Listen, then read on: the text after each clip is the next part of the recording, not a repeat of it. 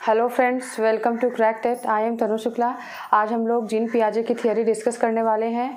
आज हम लोग पहले जीन पियाजे की थियरी का पार्ट 1 करेंगे और उनसे संबंधित जितने भी टर्म्स हैं, जितने भी कॉन्सेप्ट हैं उसे समझेंगे। और पार्ट 2 में हम लोग जीन पियाजे के स्टेजेस जितने भी उन्होंने दिए हैं उसके बारे में बात करेंगे।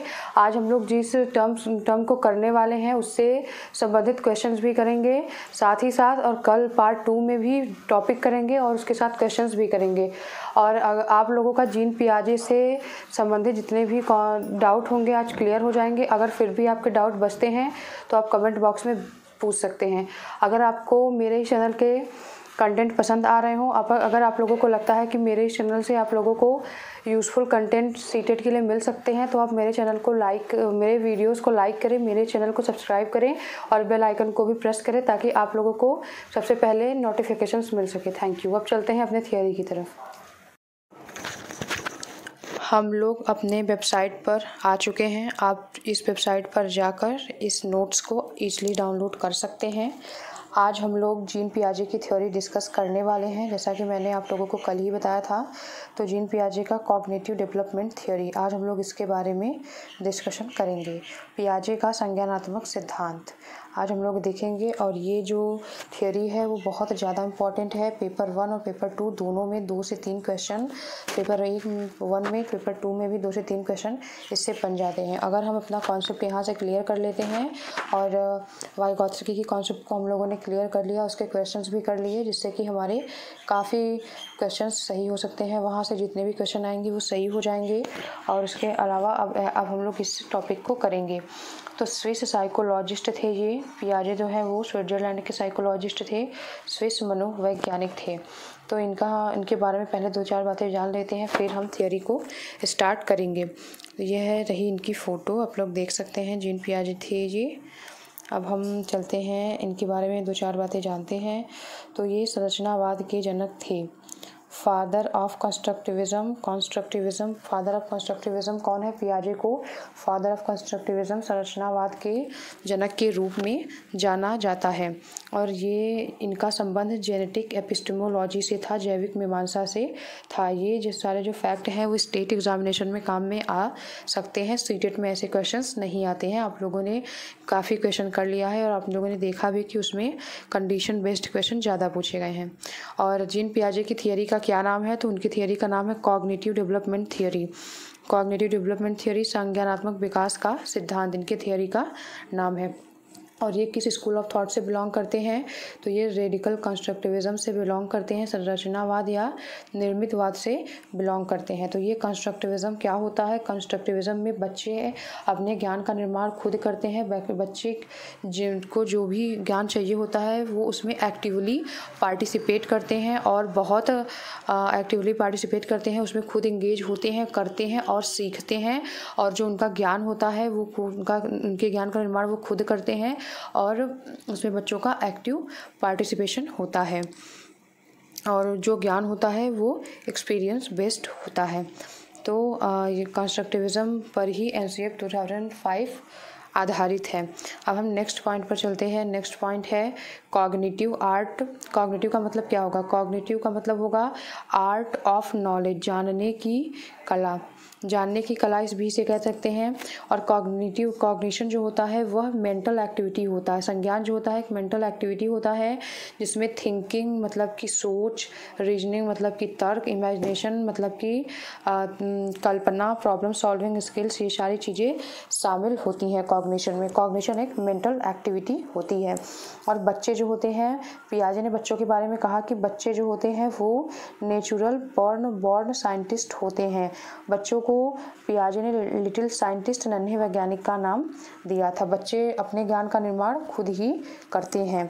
Children's thinking is qualitative different from adult. बच्चों का चिंतन वयस्कों से गुणात्मक रूप से अलग होता है।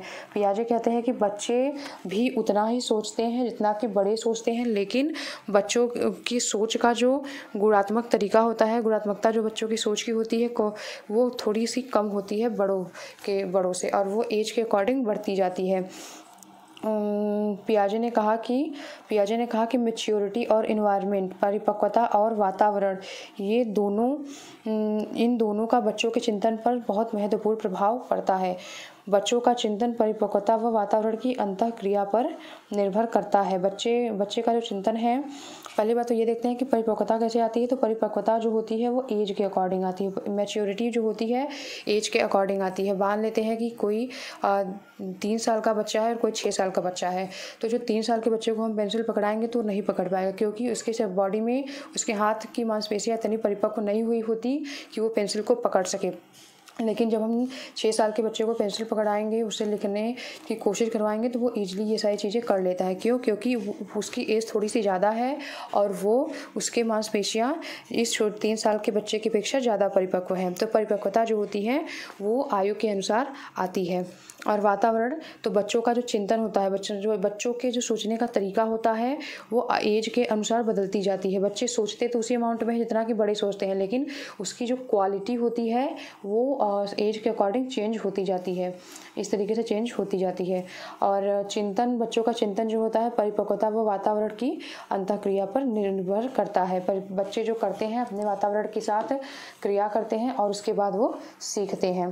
तो पियाजे ने एक पॉइंट ये भी लिखा कि children acts on their environment, बच्चे जो होते हैं अपने इन्वायरमेंट के साथ क्रिया करते हैं। और उन्होंने कहा कि जो भी उन्हें ज्ञान चाहिए होता है वो अपने आसपास, मतलब वो खुद उसे कंस्ट्रक्ट करते हैं, उस पर वो खुद काम करते हैं। और उसके बाद children construct and use their knowledge about their world, बच्चे जो होते हैं अपने नॉलेज का निर्माण स्वयं करते हैं और अपने knowledge and use their knowledge about their world, और उस नॉलेज का यूज़ वो अपने दुनिया को बनाने के लिए करते हैं। जैसे जैसे वो बड़े होते जाते हैं वैसे वैसे वो सीखते जाते हैं। और ये रेडिकल कंस्ट्रक्टिविस्ट थे, ये तो हम लोग बात कर चुके हैं। और इनके जो थिंकिंग का टाइप है, बच्चों में जो थिंकिंग का टाइप है, थिंकिंग टाइप, बच्चे की जो थिंकिंग होती है टाइप होता है, वो टाइप या काइंड में तो चेंज होता है।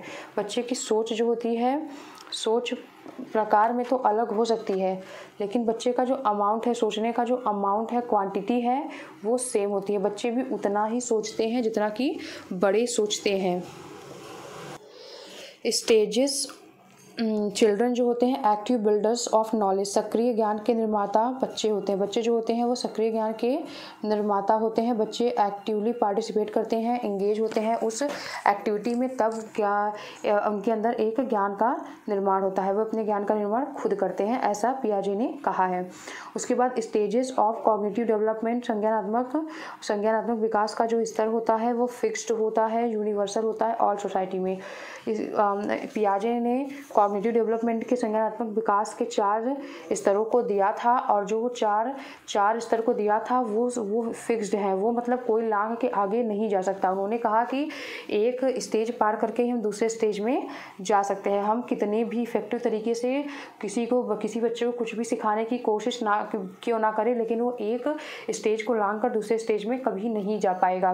जैसे कि एक 5 साल का बच्चा है और एक 10 साल का बच्चा है, तो अगर जो चीज़ें हम 5 साल के बच्चे को, जो चीज़ें हम 10 साल के बच्चे को सिखा सकते हैं, वो चीज़ें 5 साल के बच्चे को नहीं सिखा सकते हैं। पियाजे ने ऐसा कहा। उन्होंने कहा कि हम कितने भी इफेक्टिव तरीके से हम इस 5 साल के बच्चे को सिखाने की कोशिश करें, लेकिन हम इसे नहीं सिखा सकते हैं जो हम 10 साल के बच्चे को सिखा सकते हैं। तो कोई भी बच्चा एक स्टेज को लांघ कर दूसरे स्टेज में नहीं पहुँच पाएगा कभी भी। 1-2 साल का अंतर हो सकता है, लेकिन वो पूरा स्टेज लांघ कर आगे नहीं पहुंच सकता है। और ये जो फिक्स्ड है स्टेज, वो यूनिवर्सल है सभी सोसाइटी के लिए। ऐसा नहीं है कि किसी एक ही सोसाइटी में लग रही है, जो मानव है उन सभी पे ये लागू होता है, ऐसा इन्होंने कहा। और हम लोगों ने देखा था कि वाइगॉत्स्की ने एज को कोई इंपॉर्टेंस नहीं दी थी, जबकि इन्होंने एज को बहुत ज़्यादा इंपॉर्टेंस दी है। इन्होंने अब जो अपने स्टेजेस डिवाइड किए हैं वो भी एज के अकॉर्डिंग ही डिवाइड किए हैं। इन्होंने स्टेज को बहुत ज़्यादा इंपॉर्टेंस दी अपने थियोरी में, और उन्होंने ये भी कहा कि बच्चा एज के अकॉर्डिंग ही सीखता है। जितना उसकी एज बढ़ती जाती है उसके सोच में परिपक्वता, उसके शरीर में परिपक्वता आती जाती है। इनके सिद्धांत में आनुवंशिकता को भी महत्व दिया गया था। उसके बाद नेक्स्ट पॉइंट है इसका, डेवलपमेंट जो होता है वो डिसकंटिन्यूअस प्रोसेस होता है, असतत विकास की प्रक्रिया होती है। मतलब कि अगर बच्चे की आयु यहाँ पे मान लेते हैं 10 साल है, यहाँ पे 12 साल है, यहाँ पे 14 साल है, यहाँ पे 16 साल है, तो जैसे जैसे बच्चे का आयु बढ़ती जाएगी वैसे वैसे बच्चे का विकास का लेवल भी बढ़ता जाएगा। ये कॉन्टिन्यूअस अवस्था में नहीं होगा, ये डिसकंटिन्यूअस असतत प्रक्रिया है। विकास जो है वो असतत प्रक्रिया है पियाजे के अनुसार।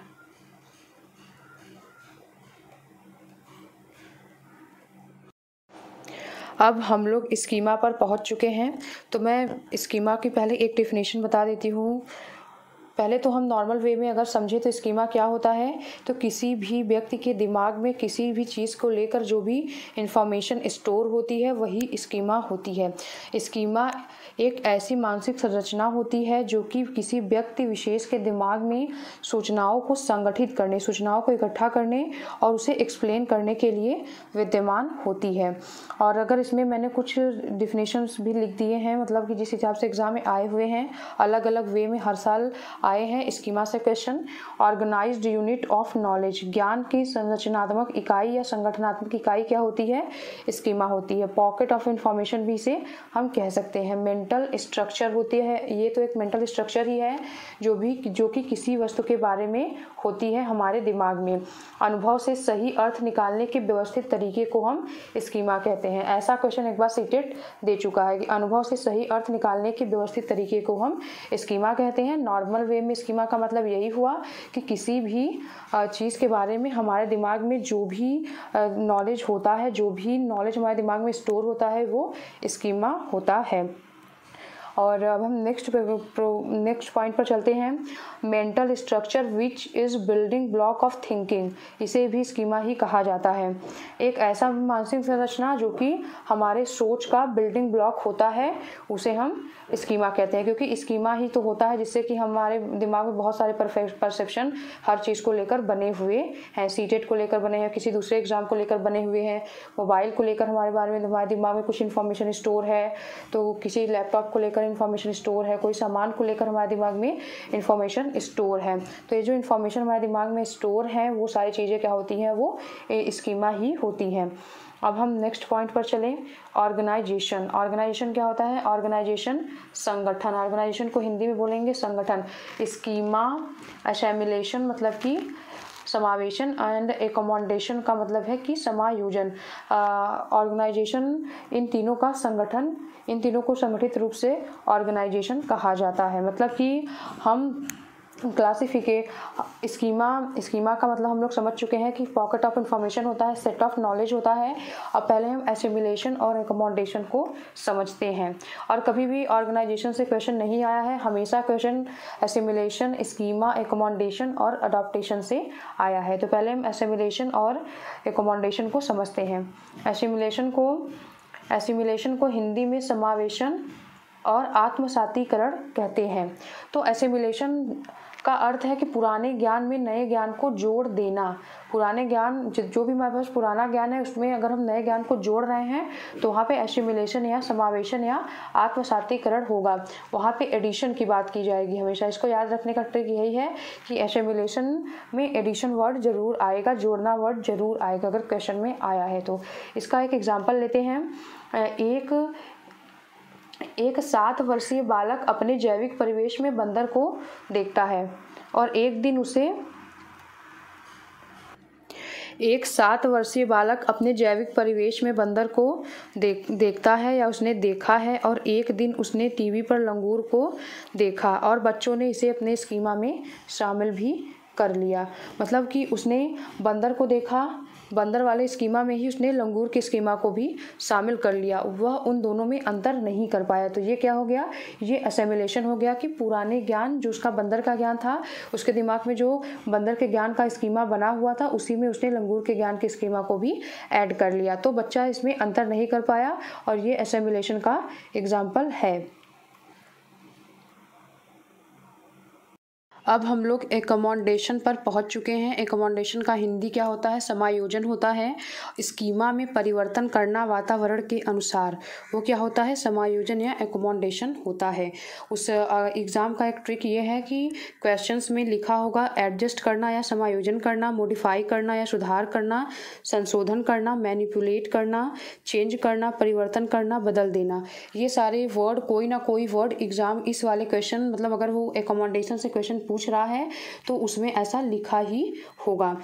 और अब हम देखें, इसका एग्जांपल हम देख लेते हैं तो अच्छे से क्लियर हो जाएगा। जब बच्चा नींबू व आंवला की बाहरी आकृति के आधार पर वर्गीकरण का अंतर बता सकता है, जैसे कि ये नींबू है और ये आंवला है, इनके बाहरी आकृति के आधार पर अगर बच्चा अंतर बता पा रहा है तो वह एकोमोडेशन की स्थिति में है। अगर हम पहले वाले एग्जाम्पल को ही थोड़ा बड़ा करें, जो 7 वर्ष का बालक था, अपने परिवेश में बंदर और लंगूर में अंतर अगर नहीं कर पा रहा है तो वो बस अपने पुराने ज्ञान में नए ज्ञान को जोड़ पाया है। लेकिन जब वो उन दोनों में अंतर कर लेता है, परिवर्तन, तो वो पुराने ज्ञान में सुधार कर लेता है, मतलब कि समायोजन कर लेता है कि वो बंदर को और लंगूर को अलग अलग समझने लगता है। तो उसका मतलब होता है कि उसने समायोजन कर लिया है और उसने अपने पुराने ज्ञान में संशोधन कर लिया है। अब हम लोग एडॉप्टेशन की प्रक्रिया पर पहुंच चुके हैं। एडॉप्टेशन में क्या होता है कि असेमिलेशन, समावेशन और एकोमोडेशन सम्मिलित होते हैं। दोनों प्रोसेस जब कंप्लीट होते हैं तो ये अडॉप्टेशन होता है। इसका एक एग्जांपल ये है कि जब बच्चा बेसिक कैलकुलेशन को सीख लेता है और तब बच्चा उसके आधार पर अर्थमेटिक के क्वेश्चन भी सॉल्व कर लेता है, अलजेब्रा के क्वेश्चन भी सॉल्व कर लेता है, ज्योमेट्री के भी क्वेश्चन सॉल्व कर लेता है, मेंसुरेशन के क्वेश्चन भी सॉल्व कर लेता है, तो मतलब कि उसने वो अडॉप्टेशन की प्रक्रिया कर रहा है। अगर मैं ये इस वाले एग्जाम्पल में देखूँ तो ये 7 वर्ष का बालक है, उन दोनों में अंतर कर ले रहा है और जो ये प्रक्रिया कंप्लीट होगी और स्कीमा में जब चेंज हो जाएगा, तो जो स्कीमा में चेंज की प्रक्रिया जब पूर्ण हो जाएगी तो वो एडॉप्टेशन हो जाएगा। अब हम नेक्स्ट पॉइंट पर आते हैं, इक्विलिब्रियम। इक्विलिब्रियम क्या होता है? इक्विलिब्रियम होता है कोऑर्डिनेशन बिटवीन असेमिलेशन और एकोमोडेशन एंड एकोमोडेशन। समावेशन और समायोजन में संतुलन की जो क्रिया होती है, वो संतुलन जब बैठाते हैं तो उससे वही स्थिति ये होती है। जैसे कि हम लोगों ने ये नींबू और आंवला की बाहरी आकृति के आधार पर वो अंतर बता पा रहा है। अगर वो अंतर नहीं बता पाएगा, अगर वो नहीं बता पा रहा है, उसके सामने एक ऐसी स्थिति आ जाती है जो उसके सामने पहले कभी नहीं आई थी, तो वो अंतर नहीं, तो वो डिसइक्विलिब्रियम में आ जाएगा। लेकिन जब वो उन परिस्थितियों से समायोजन अपना बैठा लेगा, अपने स्कीमा में परिवर्तन कर लेगा, तो वो इक्विलिब्रियम की स्टेज में आ जाता है। तो इक्विलिब्रियम क्या है? जब बच्चा अपने स्कीमा को अपडेट कर लेता है। अपडेट कैसे करेंगे? तो असेमिलेशन और एकोमोडेशन के प्रोसेस के द्वारा। और जब वो अपने असेमिलेशन और एकोमोडेशन के प्रोसेस के द्वारा स्कीमा को अपडेट नहीं कर पाता तो वो डिसइक्विलिब्रियम की सिचुएशन में आ जाता है। अब हम लोग नेक्स्ट और लास्ट पॉइंट पर पहुंच चुके हैं। ये जो 4 फैक्टर हैं जो मोस्ट इम्पॉर्टेंट है पियाजे के कॉग्निटिव डेवलपमेंट थियरी में, हम लोग अब उसकी बात करेंगे। पहला तो है मैच्योरिटी, परिपक्वता। तो परिपक्वता को हम रेडी टू लर्न भी कह सकते हैं, जो कि एज के अकॉर्डिंग ही आती है। मान लीजिए कि एक 3 साल का बच्चा है और एक 10 साल का बच्चा है। तो अगर मान लीजिए एक 3 साल का बच्चा है, एक 6 साल का बच्चा है, और अगर हम 3 साल वाले बच्चे को पेंसिल पकड़वाएंगे तो वो सही से पेंसिल नहीं पकड़ पाएगा। क्यों? क्योंकि उसकी मांसपेशियाँ उतनी परिपक्व अभी नहीं हुई हैं। और अगर हम 6 साल के बच्चे को पेंसिल पकड़ाना सिखाएंगे, लिखना सिखाएंगे, तो वो इजीली सीख जाता है। क्यों? क्योंकि वो थोड़ी सी एज उसकी ज़्यादा हो चुकी है और उसकी जो मांसपेशियां हैं वो परिपक्व हो चुकी हैं, मतलब कि वो रेडी हो चुका है सीखने के लिए। तो मैच्योरिटी का संबंध किससे है? Readiness to learn. और ये थॉर्नडाइक वाला नहीं है। रेडी टू लर्न थॉर्नडाइक का जो तत्परता का सिद्धांत है ये उससे अलग है। ये मैच्योरिटी आती है एज के अकॉर्डिंग, जो कि बच्चा सीखने के लिए एज के अकॉर्डिंग, मतलब शरीर से फिजिकली रूप से परिपक्व होता है, तब की ये बात कर रहे हैं, और मेंटली रूप से भी।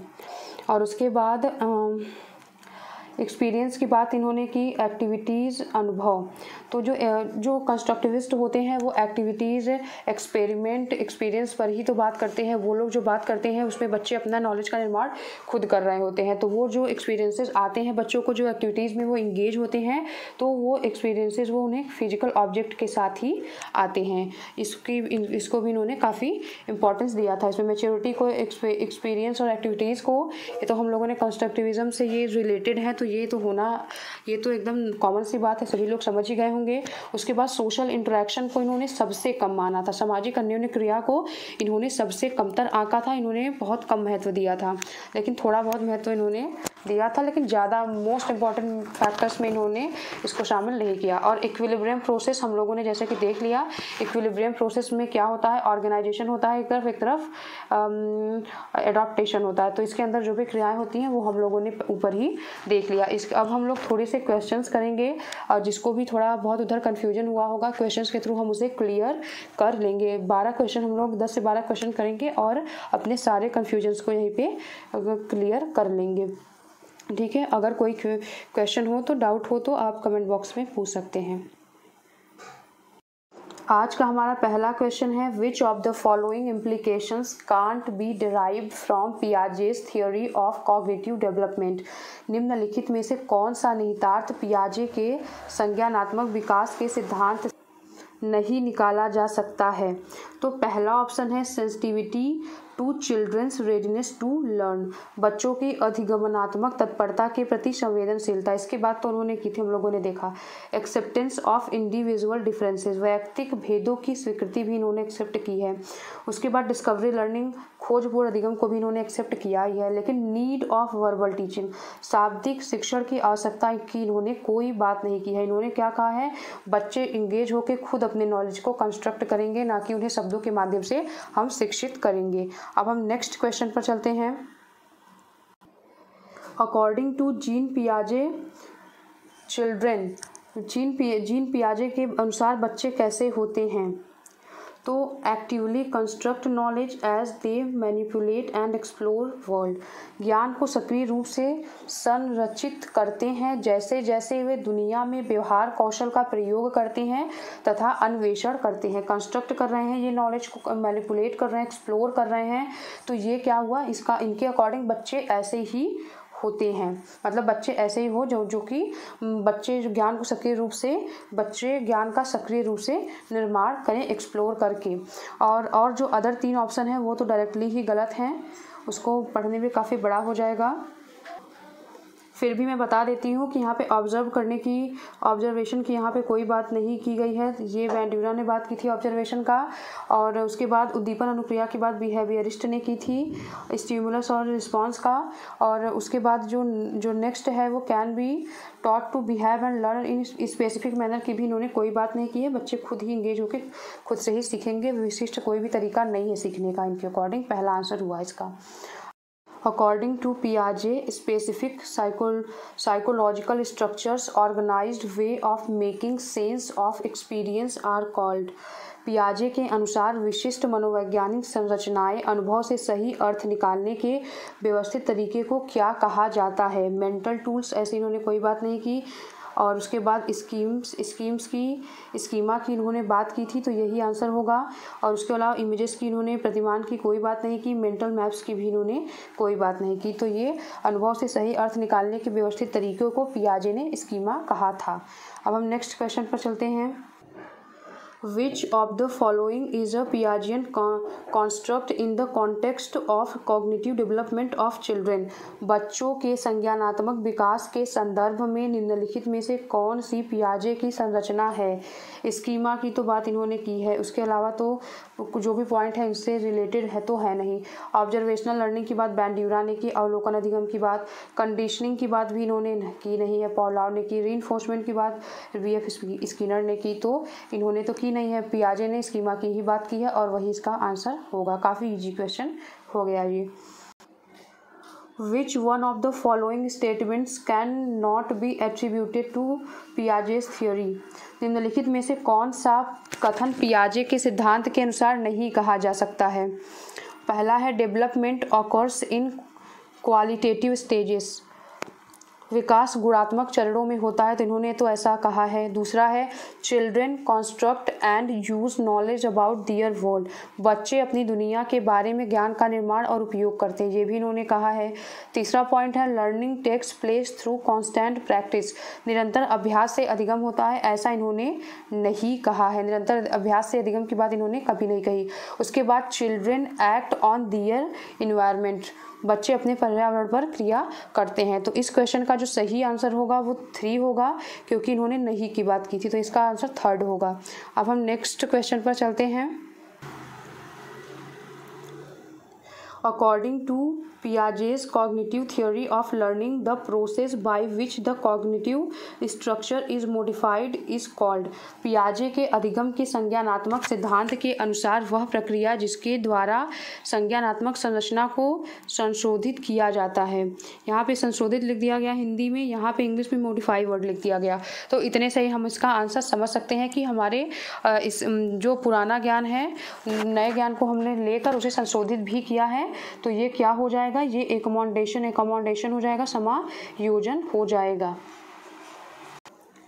असेमिलेशन होगा नहीं, क्योंकि हम पुराने ज्ञान में नए ज्ञान को जोड़ नहीं रहे हैं बल्कि संशोधन कर रहे हैं। स्कीमा तो होगा नहीं। प्रत्यक्षण परसेप्शन भी यहाँ पे आंसर नहीं है, इसका आंसर डी है, समायोजन एकमोडेशन इसका आंसर होगा।